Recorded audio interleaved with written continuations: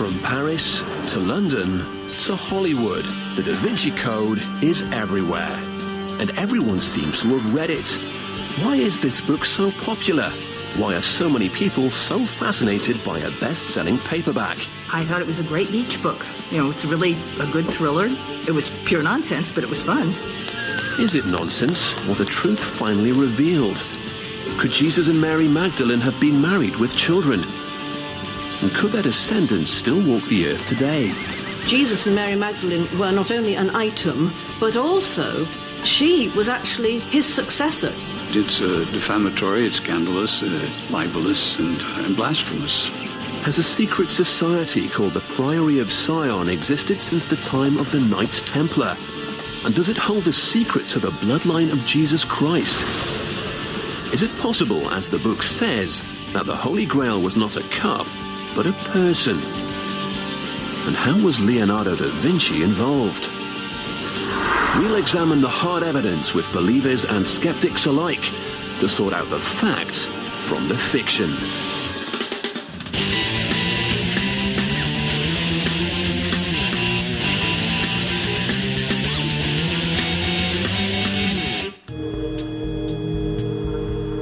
It's sold over 30 million copies, been translated into over 40 languages, and become a permanent fixture on the New York Times bestseller list. New books about the Da Vinci Code's controversial themes are also appearing.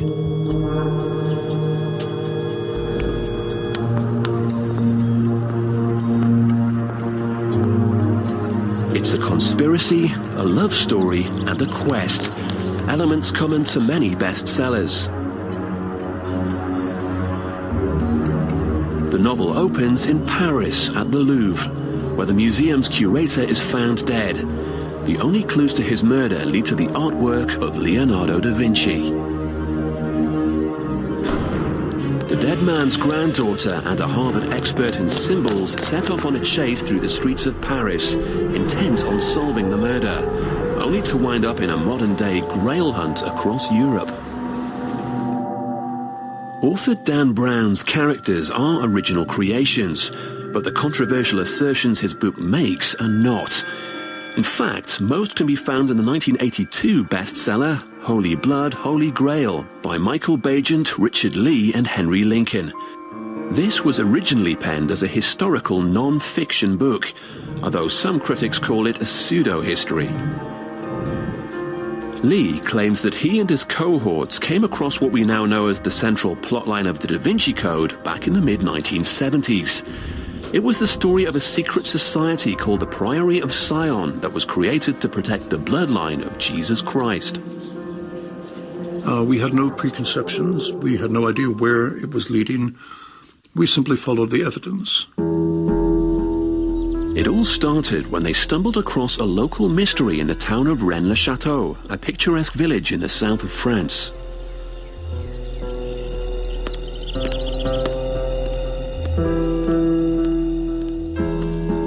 According to legend, in 1885, a handsome young priest named Béranger Saunière was sent by the Catholic Church to take over the parish of Rennes-le-Château.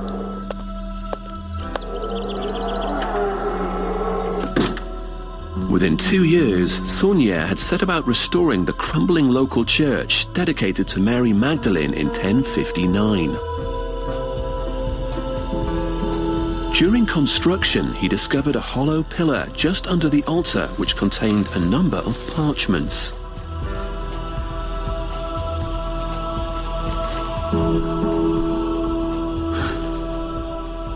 Author Tracy Twyman's investigation for her own book corroborated the Saunière story as it was relayed in Holy Blood, Holy Grail. After he discovered this parchment, he became very wealthy. He was spending a lot of money on himself. He also was entertaining wealthy friends. He used some of the money to renovate the town that he lived in, and then he used a lot of the money to redecorate the church.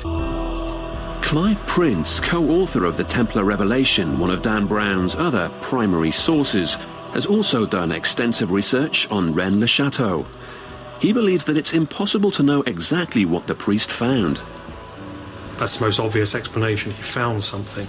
And then you say, okay, if he found a treasure, whose treasure? Well, the problem with that area of France, with its history, is there are so many possible treasures it could be. It could be the treasure of the Knights Templars, it could be the treasures of the Cathars. The area seemed to have been a magnet for people losing treasures throughout history. There is another possibility that documents led not to a treasure, because there's no indication of Saunière looking for a treasure. It is possible that they contained a secret, and the secret was worth money. A secret, perhaps, that could have been used to blackmail somebody, the Vatican maybe. We may never know for sure what Béranger Saunière supposedly learned from those parchments. He died penniless in 1917 without ever revealing the secret. But the authors of Holy Blood, Holy Grail speculate that what made Saunière rich and powerful was this. Our hypothesis is that Jesus had a rightful claim to the throne. He was married. There were offspring. The offspring escaped with the Magdalene to the south of France. 4 centuries later, that offspring, or that bloodline, intermarried with the royal line of the Franks to produce the Merovingians.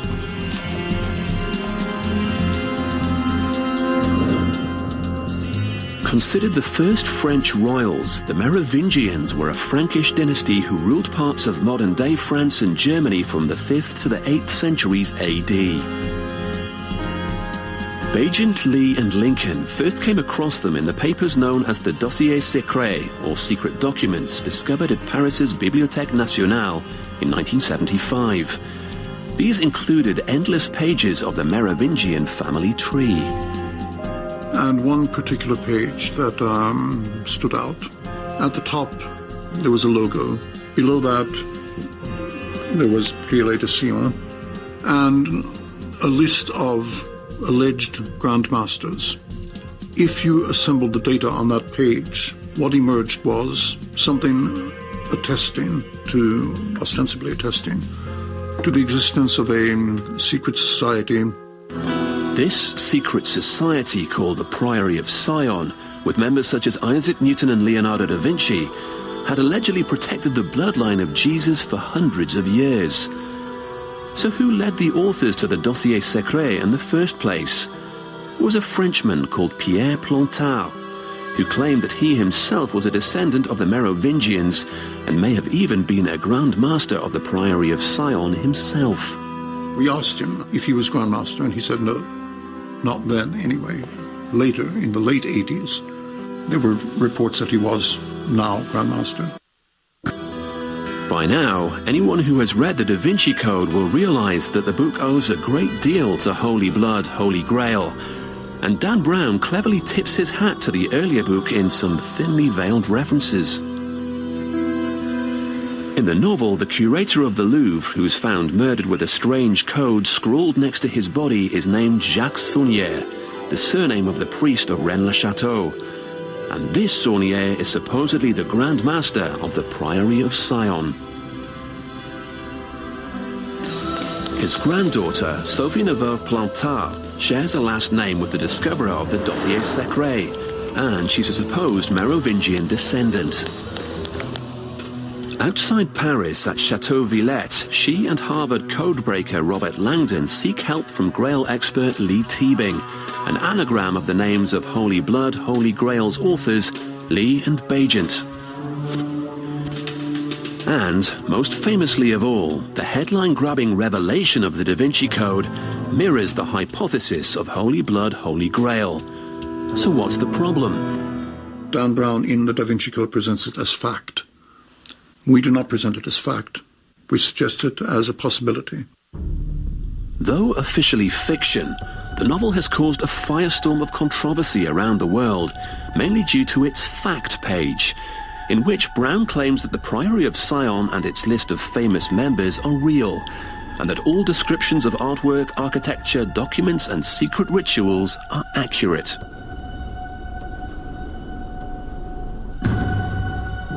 The issue for some is that fact and fiction are so closely interwoven that they no longer know what's real and what's not.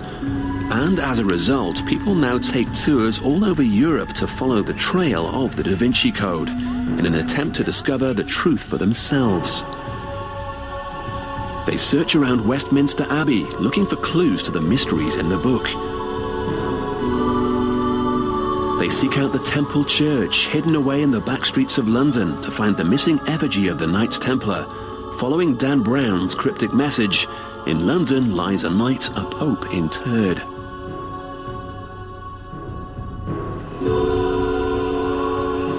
And they often make their way to Paris, to the Church of the Saint-Sulpice, to find the intertwined P and S in the stained glass windows, allegedly signifying the Priory of Sion, and the so-called Rose Line, which the book says will lead them to the Holy Grail.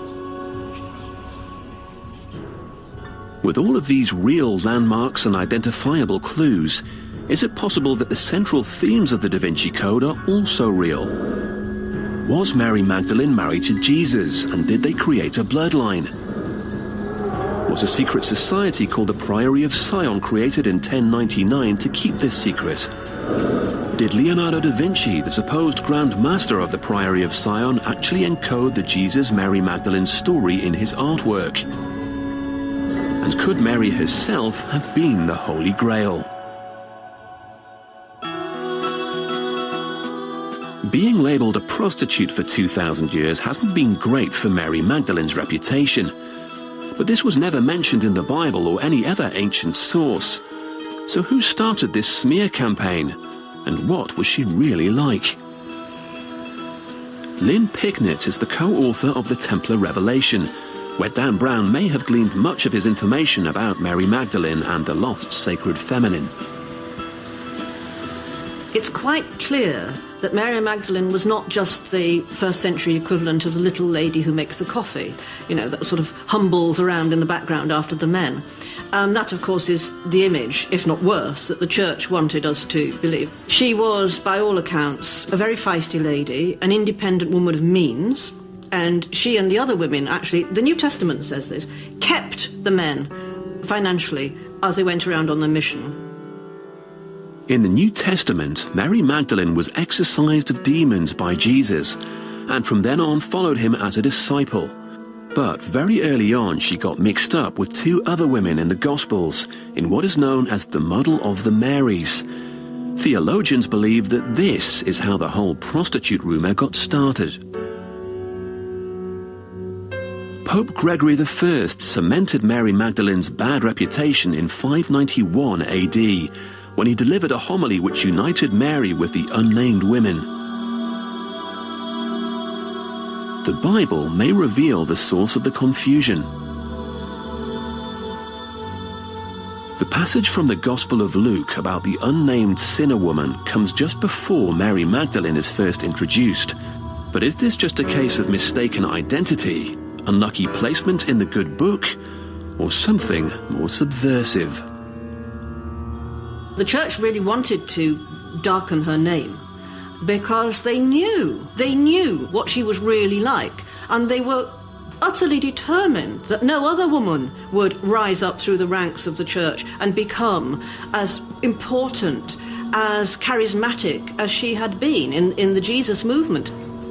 The reason that the church has had to distort the real Mary Magdalene, the real historical figure, and kind of invent a new version of her is, for many reasons, it has to do with the church's attitude to women generally as the church developed into a hierarchical organisation. According to Prince, the early Christians lacked a leading lady. Eventually, people demanded that a goddess figure be added to the Christ story, but the church chose the Virgin Mary over Mary Magdalene. It is as simple as virgins good, prostitutes bad, the two opposites of sexuality. Virginity is holy, it's the right way to be. Prostitution, promiscuity is evil. It's a thing that has to be forgiven. The ideal model for women became a virgin. Figure that one. The Catholic Church didn't officially correct itself about Mary Magdalene being mistaken for a prostitute until 1969. But what about her being married to Jesus? It appears that she and Jesus were desperately in love, and I would go so far as to say, judging from the Gnostic Gospels, that in fact Mary was very much the power behind the throne. When the apostles all fled at the crucifixion, Mary stayed behind, risking her own safety to mourn the death of Jesus. Was he her husband? The suggestion that Jesus was married is another reason that Dan Brown's novel has caused an uproar in the religious community. Father William Stetson finds it inaccurate at best. It's libelous. There's absolutely no foundation in fact. It may be, it is a speculation which may find acceptance in a rather skeptical world, but it is contrary to the whole tradition of the Christian Church. But some people don't see the problem with a married Jesus. Jesus' importance, historically, resides in his message. How is his message in any way compromised or diluted by the possibility of his having been married? Or alternatively, how is it in any way validated by his having been chaste? There's no connection between the two things. So is there any actual proof that he was married? The Da Vinci Code claims that proof of their relationship lies in the lesser-known Gnostic Gospels found in Egypt in 1945. These Gospels, which were rejected by the Church, present a vastly different Jesus from the New Testament, a more human and less divine Jesus, one who might have been married. In one of the Gnostic Gospels, there is quite a lovely little moment where the male disciples go to Jesus and complain and say, just showing how dim they were actually, saying, Lord, why do you love this woman more than you love us? Why are you always kissing her on the mouth? And you think, come on boys, think about it. In fact, the Gospel doesn't say mouth. The parchment has been torn away just at that word. If it was that he was simply kissed her on the cheek, why would it upset the men so much? Whatever it was, it really upset them. So it's the mouth, or heaven forfend, the foot or the hand, because in those days that would be subservience to a woman. But there are a couple of problems with the Gnostic Gospels. Most scholars believe they are later works, and the Church considers them apocryphal. So what about the Da Vinci Code's next assertion that not only were they married, but Mary Magdalene was pregnant with Jesus' child at the crucifixion? If he was married, there almost certainly was progeny. According to a number of traditions and some plausible sources, the Magdalene escaped to the south of France. If she did indeed do so, it is reasonable to assume that she brought progeny with her, or that she was pregnant at the time, one or the other. Among the local legends about Mary Magdalene is that when she came to France, she came bearing the Holy Grail. And this is where the claims of the Priory of Sion come into play. They say that the Holy Grail was a symbol of Magdalene's impregnated womb, carrying the seed of Christ. The Da Vinci Code then suggests that she gave birth to a daughter, Sarah, who eventually married into the first French royal family, the Merovingians, continuing the bloodline of her famous mother and father. If you're talking about a bloodline stretching over 2 millennia, you're not talking about a family tree, you're talking about a bloody forest. There's probably millions of people, therefore, who are related dimly to Jesus and Mary Magdalene. It could be me. It could be any of you. In the Da Vinci Code, alleged evidence of Jesus and Mary Magdalene's union continues to mount when we take a closer look at a famous painting from the wall of the Church of Santa Maria delle Grazie in Milan, Leonardo da Vinci's Last Supper. But first, we take a look at the complex man behind this painting. Sigmund Freud once said, Leonardo was like a man who awoke too early in the darkness, while the others were still all asleep. Martin Kemp is one of the world's foremost experts on Leonardo da Vinci. People say Leonardo's a man ahead of his time. I think he just made much more of his time than anyone else was able to do so. Leonardo was born in Anciano in Italy, 3 miles from the town of Vinci on the 15th of April 1452. Da Vinci is therefore not a surname, but simply means from Vinci. The title of the Da Vinci Code annoys many people in the art world because no one properly refers to the artist as anything but Leonardo. The illegitimate son of a Florentine notary and a local peasant woman, he was raised by his father in Florence. Presumably Leonardo as a child has shown talent for drawing or doing works of art, and at some point, probably via his father, who was an important notary in Florence, he was introduced to Andrea del Verrocchio, who was the leading sculptor, one of the leading painters, and somebody who was employed heavily by the Medici family, who then ruled Florence. So he had an entree into probably the best studio in Florence. Legend has it that after Leonardo assisted Verrocchio by painting the angel in his famous Baptism of Christ, his mentor saw that he could never match his pupil's talent and declared that he would never paint again. Leonardo's artwork was and is remarkable, but his talents did not stop there. He also had a deep love of science and engineering, recording up to 13,000 pages of notes and drawings in his notebooks, in his backwards mirror writing. The notebooks are extraordinary, we take them for granted, but there's nothing quite like them. What is extraordinary is that a single sheet in Leonardo's work may contain anatomy, physics, notes on nature, scribbles on painting, maybe a little study of a head and so on. He was a man of contradictions, a pacifist who designed the first machine gun, and a vegetarian who dissected animals and humans in order to learn more about anatomy. But was he a practical joker, as Dan Brown suggests in the Da Vinci Code? He was an illusionist and a conjurer and a very funny man. Obviously, he also had a dark side. Was he a member of the Priory of Sion, a clandestine society entrusted with a massive secret? And is it possible that he encoded his artwork to subtly reveal this secret to the rest of the world? It's quite possible that Leonardo da Vinci was trying to communicate one of the secrets that he had learned as a Grand Master of the Priory of Sion, which is that Jesus and Mary were married, but he couldn't communicate that openly, and so he had to encode it in the painting. The only true test is to examine Leonardo's paintings with a real art historian. No one in the Renaissance, including Leonardo, put codes into artwork.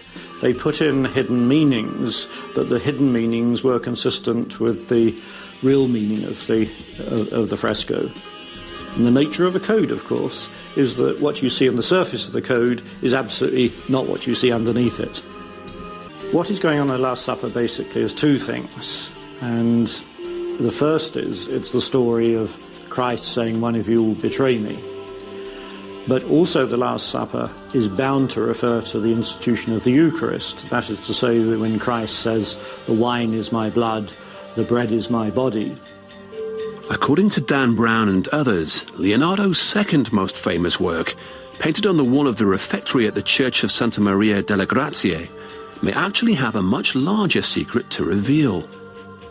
Because I'm familiar with the biblical account of the Last Supper, in which the young St. John, it should be, leaning against Christ in a kind of familiar and cosy kind of way. And in fact, nothing could be further from the truth in this painting, because the character, supposedly, St. John, is leaning away, markedly away, from Jesus. And I thought there has to be a reason for this.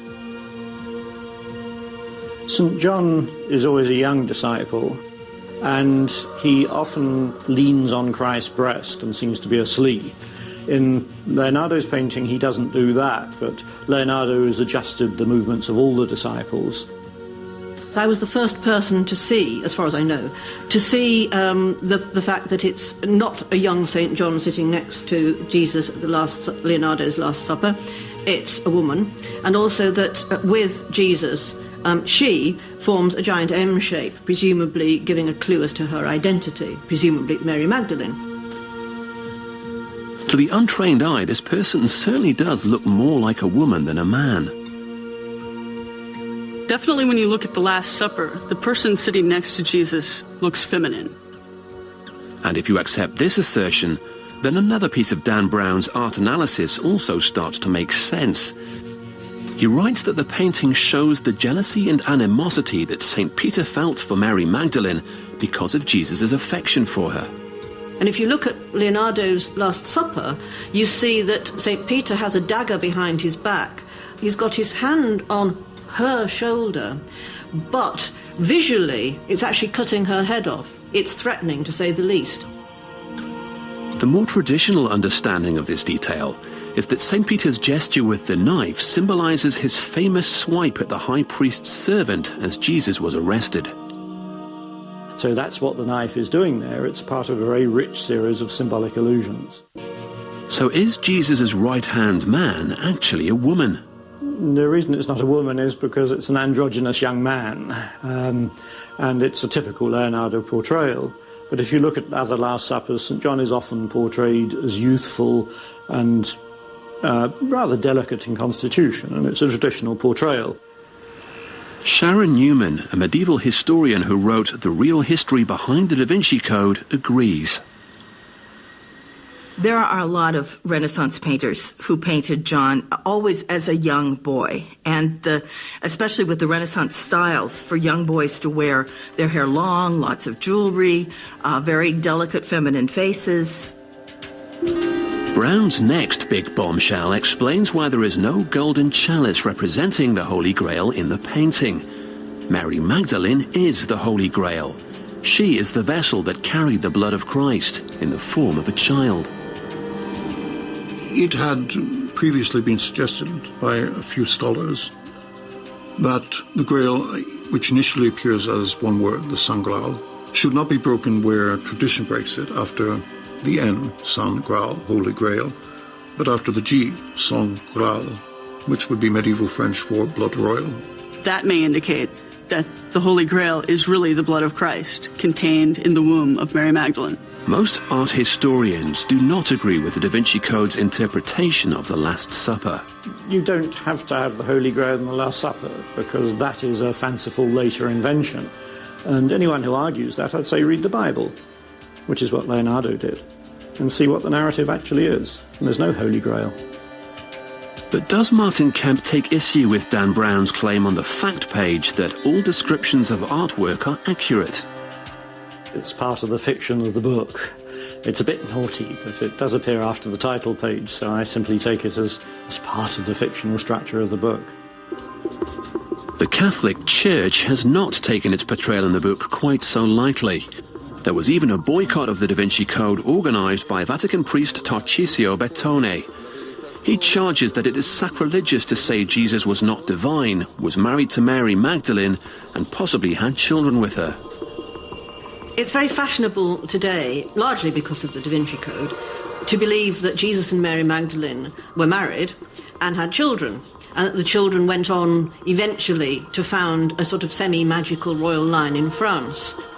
Is it possible that for 2,000 years the Church has been covering up this knowledge?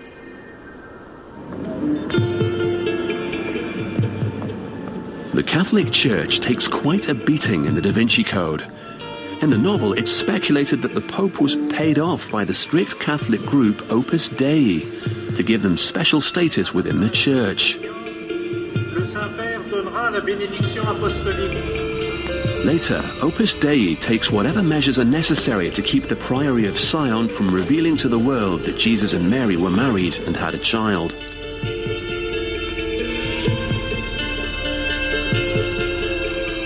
If you forget that most of this book is fiction, as some readers have, you might be inclined to believe that there was an actual cover-up by the Catholic Church. I think they would have had to have suppressed the knowledge of Mary Magdalene because if Christ was married to her, that implies there's a bloodline, that implies there's a rival claim. There's no evidence that I can think of in the scriptures that he was married. It's defamatory, it's scandalous, libelous, and blasphemous. Despite the lack of evidence, some people believe it's more likely that he was married. It would have been unusual for a Jewish man at the time to be single, especially Christ's age, 33. He would have been married at that point, most definitely. So who's right? The Church or the Da Vinci Code? Christianity is a historical religion, and the historical fact is that as God's plan called, Jesus was not married. And it's not up to us mere mortals to question God's plan. The Church invented a particular image for Jesus, that he was this divine figure, the Son of God, literally God incarnated. And once they've got this image of Jesus, they kind of have to strip away the humanity of Jesus, the humanness of Jesus. And it doesn't want the complications of him having a partner or a wife. It doesn't want the complication of him having children. You know, we haven't come up with a marriage license. Nobody was invited to the party. You would think that the wedding would have been a real blowout affair, but nope. There is absolutely no proof that Jesus and Mary were married. Whichever story you believe, the novel certainly contradicts the traditional beliefs of the Christian Church and portrays one Catholic group, Opus Dei, in a very unflattering light. Most readers will remember the albino monk Silas, an Opus Dei numerary with a penchant for pain, whose blind obedience to the Church ultimately leads to his death. Father William Stetson, an Opus Dei priest, finds Dan Brown's portrayal of Silas ludicrous. Opus Dei is very badly and libelously and slanderously portrayed in the Da Vinci Code. The author takes an institution and makes a caricature of it in order to create excitement in his mystery story. That he would talk about albino monks. Well, I mean, there are no monks in Opus Dei. It shows a fundamental misunderstanding of the very nature of Opus Dei. And above all, I mean, he's a totally immoral person. So what is Opus Dei? Opus Dei is a 77-year-old institution of the Catholic Church which seeks to awaken in Christians a authentic desire to live their Christian life, to integrate their faith and their work and their family life. On the infamous fact page, Brown states that Opus Dei is a deeply devout Catholic sect that has been the topic of recent controversy due to reports of brainwashing, coercion, and corporal mortification. Are these reports true? I joined Opus Dei while a sophomore in college, and the reason I got involved was because an Opus Dei numerary asked me on a retreat, and so after that time I became more familiar with the members, and I attended functions at the Opus Dei houses. And then over a gradual period of time, my involvement got deeper. According to Father Stetson, one's level of commitment to Opus Dei is a completely personal decision. It's based upon freedom, the freedom of people in joining, and the freedom of people to leave. Tammy Di Nicola does not agree. The pressure on her at age 19 to become a celibate Opus Dei numerary increased exponentially until she was finally told, if you say no, you'll be not doing God's will your whole life, and you may even be damned, and you won't have God's grace. Tammy did end up joining Opus Dei as a numerary and was initially proud of her total obedience to the faith, only later referring to it as blind obedience. You know, typically entire salaries are handed over, all of your reading, watching of television and radio is censored. It's this intense devotion that Dan Brown embellishes and attributes to his character Silas. His brutal use of the cilis, a spiked belt worn around the leg, and the discipline, a braided whip usually used once a week to remind oneself of Jesus' suffering on the cross, some of the more memorable images from the novel. Opus Dei numeraries will wear this on their thighs for 2 hours each day, except for Sundays and feast days. Within Opus Dei, they explain that you need to do penance and mortifications in order to grow closer to God. Corporal mortification has been practiced in the Catholic Church for centuries. So corporal mortification is real, but that doesn't change Opus Dei's main issue with the novel. Its appearance on the fact page leads readers to conclude that everything that Silas does in the book, including extreme overuse of bacillus and discipline, would be condoned by the real Opus Dei. I don't believe that anybody would be allowed by their director, who moderates all aspects of the spiritual life of the individual freely, to use these means of corporal mortification to excess. De Nicola finally did leave Opus Dei after her parents and an exit counsellor conducted an intervention during a break from school. And while she's still a devout Catholic today, she feels that she is much better off without the affiliation to Opus Dei. So I think that there's something systemically wrong with Opus Dei, that at the heart of it, it operates more like a cult in its practices. There will always be differing opinions about a group with beliefs as strict as those of Opus Dei. But what about its portrayal in the Da Vinci Code? I think that in the Da Vinci Code, Opus Dei is very much sensationalized, but what was portrayed accurately is the blind obedience that exists within Opus Dei. Opus Dei aside, there is no question that the Da Vinci Code tramples on the traditions of Christianity, upsetting many who hold those beliefs dear. The accusation that the Catholic Church has been engaged systematically in a cover-up of the fact that Jesus was married to Mary Magdalene and that they had a daughter is an attack on the basic foundation of the Christian Church. I don't think the Church has been covering up anything for 2,000 years. I don't think the Church is competent to do that. Definitive proof is hard to come by when dealing with a 2,000-year-old claim. But the strongest argument against the Da Vinci Code's hypothesis that Jesus was married to Mary Magdalene and had a child is that it's not mentioned in the Bible or any other historical text. It's never been a part of the Christian tradition from the very beginning that Jesus was married.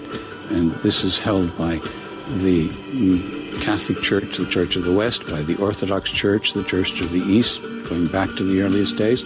I think anything is possible. Jesus could have married. Jesus could have fathered children out of wedlock. There could certainly be a bloodline today. There's just absolutely no evidence of it, no proof of it, no hint of it, nothing. The central conceit of the Da Vinci Code, that Jesus and Mary Magdalene were married and had children, is possible but unlikely. In the book, the only real evidence offered for this revolutionary secret is the number of people dedicated to keeping it and the lengths to which they would go to do so. So what about that mysterious organization, the Priory of Sion, and those cryptic documents, the Dossier Secret? Do they still conceal and protect evidence that would reveal there is a bloodline of Jesus in the world today?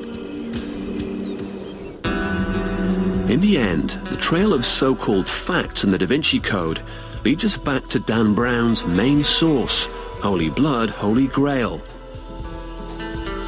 And that story began in Rennes-le-Château with the legend of Béranger Saunière, the young country priest with the unusually sudden cash flow. Did the parchments he supposedly found underneath the altar reveal a giant secret? One that was worth a huge amount of money to someone, perhaps even the Vatican. Whispers of hidden treasure and lavish payoffs may in fact have been a hoax. Saunière did suddenly seem flush with money, but records reveal a more down-to-earth explanation than holy blackmail. Saunière was actually trafficking in masses, ostensibly taking money for praying for people. And in his case, he promised more masses than he could have said in a lifetime. He would charge 1 franc a mass, which doesn't sound like much until you realize that people were sending in checks for 250, 300 francs for 300 masses, which, of course, he never said.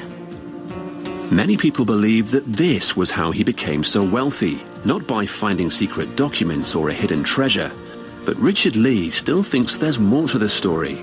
No matter how extortionate you are, no matter how much you charge for mass, you're not going to make that kind of money from trafficking in masses. We do know that after his death, Saulnier's property was bought by a chef named Noël Corbu. French journalist Jean-Luc Chaumet was the first to break the story that the supposed Rennes-le-Château treasure was really just a marketing ploy. Corbu transforms it into a hotel and called it l'Hôtel de la Tour. And it is him who is really going to give the first push to the story. He is going to develop the strange life of Béranger Saulnier as somebody who discovered a fantastic treasure. My guess is Noël Corbu was an enthusiastic supporter of the legend of Rennes-le-Château because he had a hotel in a very inaccessible place and he needed the tourist money. So who was Jean-Luc Chaumet's source? It turns out to be none other than the shadowy Frenchman Pierre Plantard, the so-called discoverer of the dossier secret and a central source for Holy Blood, Holy Grail. Plantard admitted to Chaumet that he had visited Rennes-le-Château in the 1950s, heard the Saulnier treasure story, and begun to write himself into it. Plantard very quickly shows himself off like somebody who has an ambition. We can see that there is a megalomaniac, a mythomaniac, and a perverse side of his character developing. Plantard claimed to have discovered the secret documents of the Priory of Sion in the Bibliothèque Nationale in 1975. But a closer investigation revealed that he had not so much discovered them as created them. I mean, if I had secret documents, I would not put them in the Library of Congress and say, these are secret documents, everybody. Some of the dossier secret showed the extent of Plantard's audacity. He included pages and pages of the Merovingian family tree, which conveniently included a new member, himself, insinuating that he was the rightful heir to the throne of France. We realized that all of the genealogies in question had been copied, and evidently he had added his name over here and over there. There's no question that Pierre Plantard was not descended from the Merovingians. But Plantard's masterstroke of deception and the key fact in the Da Vinci Code was the list of Grand Masters of the Priory of Sion, including Leonardo. The list of Grand Masters in the Dossier Secret is a very neat and impressive piece of work. But when you do actually get down and really analyse it, it is basically fiction.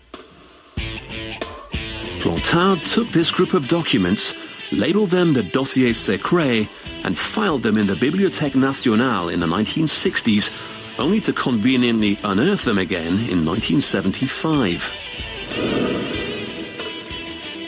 He then met with the authors of Holy Blood, Holy Grail in 1979, hoping to push his version of events even further. This is where the Da Vinci Code's fact page really runs aground. It states that the Priory of Sion is a real organization founded in 1099, and that the parchments referred to as the Dossier Secret were first discovered at the Bibliothèque Nationale in 1975, when really Plantard just brought them back into the limelight. There is absolutely no proof that there was any Priory of Sion or any secret society that was founded to protect a secret about the bloodline of Jesus Christ. Nor is there proof to corroborate the central claim of Holy Blood, Holy Grail, that if Pierre Plantard was supposedly a Merovingian, he was also a distant relative of Jesus Christ and Mary Magdalene. Even Plantard himself wasn't that bold. He said, the Englishmen think that I am a descendant of Jesus. but naturally, that is a farce. But he protested pretty softly.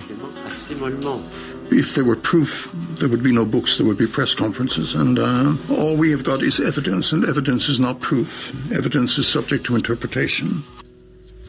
So the Priory of Sion was not created in the 11th century, but rather in the 20th, and therefore was not created to guard the bloodline of Jesus.